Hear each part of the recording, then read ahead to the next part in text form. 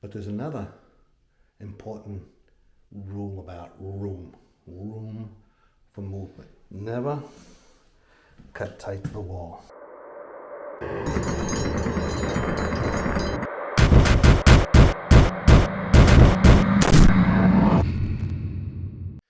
Okay, so it's Monday morning. I'm back on the job, and Friday I got the rest of the Ditra Heat mat down so I can continue with the plank flooring.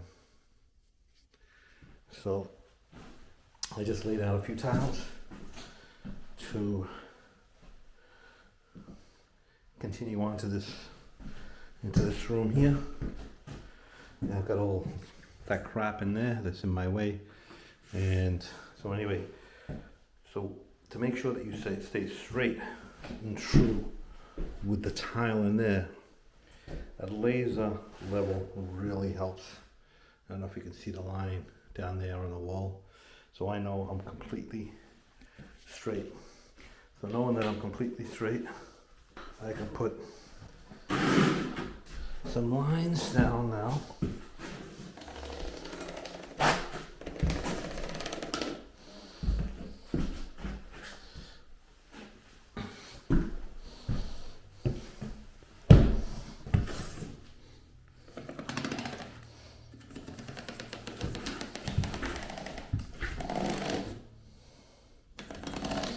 So these lines will now be my reference when I start cementing down, and I can put the laser away. I'm not going to need it anymore. So I'm going to make some tin set, cut some tiling, and get going. So I've been complaining about the room I have in this bathroom all this time because everything's so crowded. But there's another important rule about room for movement. Anytime you're installing tile, always leave room for movement. Never cut tight to the wall. Always leave perimeter expansion, room for movement. Now these tiles here aren't cemented down, they're just cut in. So, but I left room all the way around so the tile can move. This is actually, these are cemented down. There's room over there, it's about 1/4 inch. And under the radiator, I don't know if you can see it, there's room under the radiator. And I will leave room over here and anywhere the tile meets an immovable object. So don't forget to leave room for the tile to move. So that's not just the tile. The tile will move a little bit because it does, and like anything else, it's susceptible to heat. It doesn't move a lot, but if you consider a 32nd of an inch or a 64th of an inch over 20 feet, how much does that add up to? And if there's nowhere for the tile to expand, the one thing it's going to do is go up.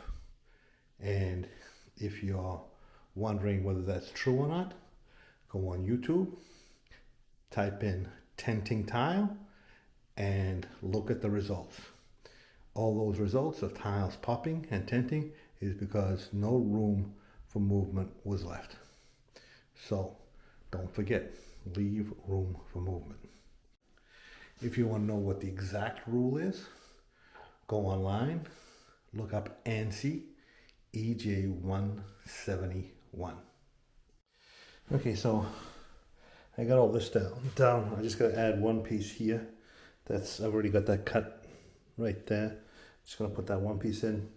Then I'll put some tiles in to just hold the clips in place. And I'm gonna move over to over here.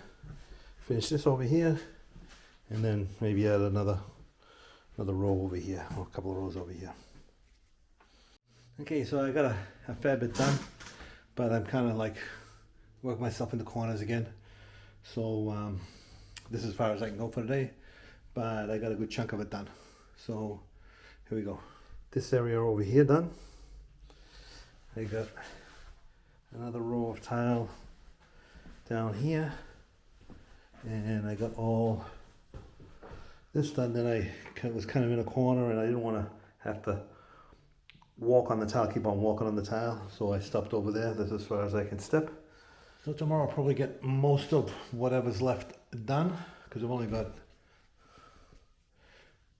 this area over here, this, and this over here. I'm not going to be able to go all the way down there. Probably get like another 2 or 3 rows, and then, but I'll be able to get all this rest of this done. So we'll see how it goes tomorrow.